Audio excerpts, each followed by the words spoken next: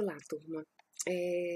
Vamos discutir um pouquinho sobre o reconstrucionismo social e multiculturalismo. É, Vamos lembrar, né, que a gente estava no começo do século XX e o ensino da arte era centralizado no aluno, na autoexpressão, na expressividade. Depois essa centralidade passa para o professor, para o conhecimento, para a disciplina e, e nós temos também a abordagem triangular que é estruturada, um dos pilares da abordagem triangular é a história e a leitura da imagem, e também a interculturalidade. Então, a abordagem triangular ela já anuncia, né, um espaço da cultura para o ensino da arte. E Erinaldo Nascimento ele faz uma colocação muito interessante ao tratar do ensino da arte na contemporaneidade. Ele identifica que a análise de imagens é um ponto de continuidade entre a abordagem triangular, o multiculturalismo e a cultura visual.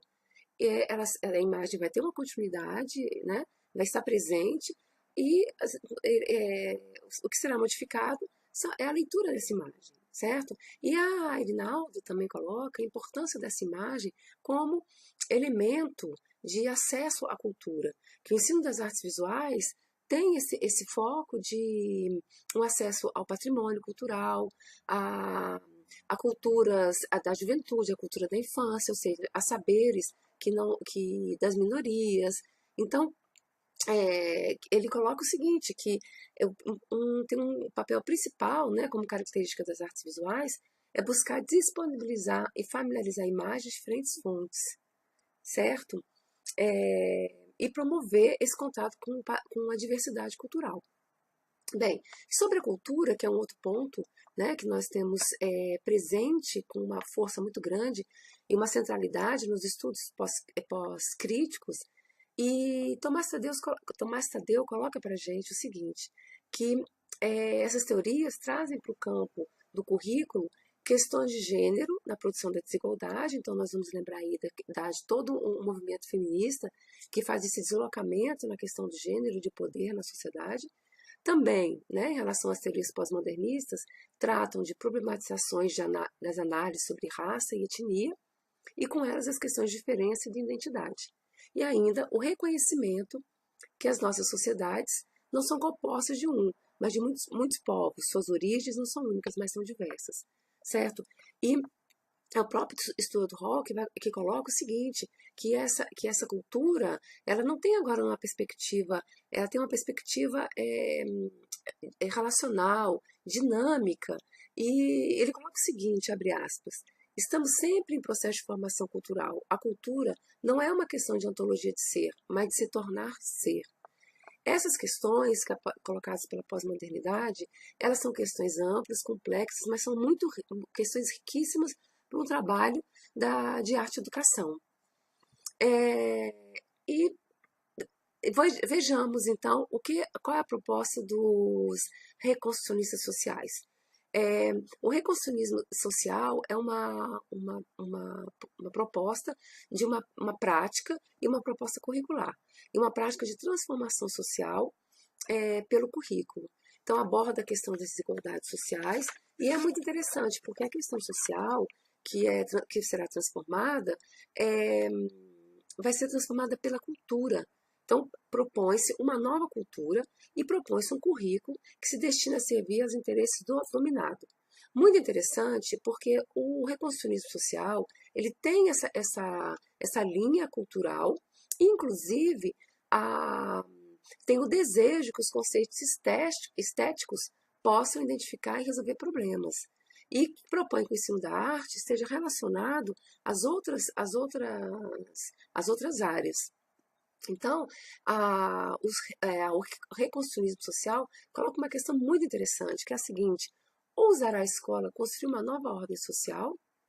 Né? Vamos perceber que o reconstrucionismo social ela tem um traço muito forte nas questões culturais. Então, é uma modificação das questões culturais que serão transformadas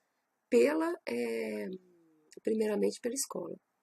Então, esse é um ponto que eu achei muito interessante. e pensar o ensino da arte nessa perspectiva de transformação da escola e de transformação social. Bem, quando a gente trata da transformação social, os próprios, proposta do reconstruísmo social é, trabalhar com as relações de poder na sociedade. E esse conceito poder também é bastante utilizado pelos multiculturalistas, que, segundo Tomás Tadeu, embora tenha uma abordagem um pouco ambígua em relação à diversidade cultural, o poder é uma questão que é colocada, que vai constituir, né, o poder visto como o alicerce dessas questões de identidade e de diferença que pautam a nossa sociedade, né, que é uma relação de dominação, de exclusão e de hegemonia, certo? Bem, a ambiguidade dessa proposta do multiculturalista é porque ela tem duas linhas. Uma linha é mais liberal, que é uma linha humanista, que vai trabalhar a diversidade cultural no âmbito da tolerância e do respeito, certo? Identifica e respeita. E tem outra linha, pró-estruturalismo, que vai colocar a diferença em questão. Embora a gente tenha que discutir os propósitos do multiculturalismo, é uma luta política forte e que vai tratar das questões de históricas, culturais, de poder, de ideologia e de identidade, certo? Bem, dentro dessa proposta do multiculturalismo, dessas questões colocadas, nós temos aí, então, uma temática muito importante, que é a temática da diversidade cultural, que nasce, né, junto com a educação multicultural dos anos 60, que vem colocar a questão dos direitos civis e vem combater o racismo. Então, essa temática da diversidade cultural, eu acho que ela é uma temática importante, e é por essa temática que eu vou fazer as questões e concluir. Essa temática está presente no nosso cotidiano, ela está presente nos nossos referenciais, no nosso currículo e nos nossos documentos. E Nilma Lino Gomes, ela coloca algumas questões que eu quero tratar com vocês, que é a seguinte: que concepções de diversidade permeiam as nossas práticas, os nossos currículos, a nossa relação com alunos e alunas? E como nós, professores de arte, enxergamos a diversidade cultural, né? Como é que nós percebemos a diversidade cultural?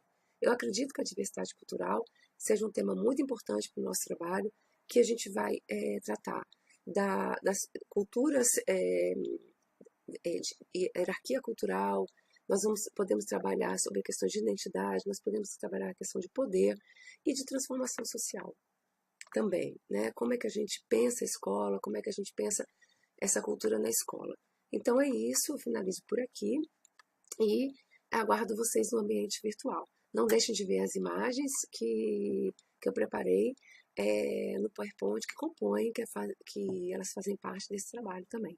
Um abraço grande e até mais.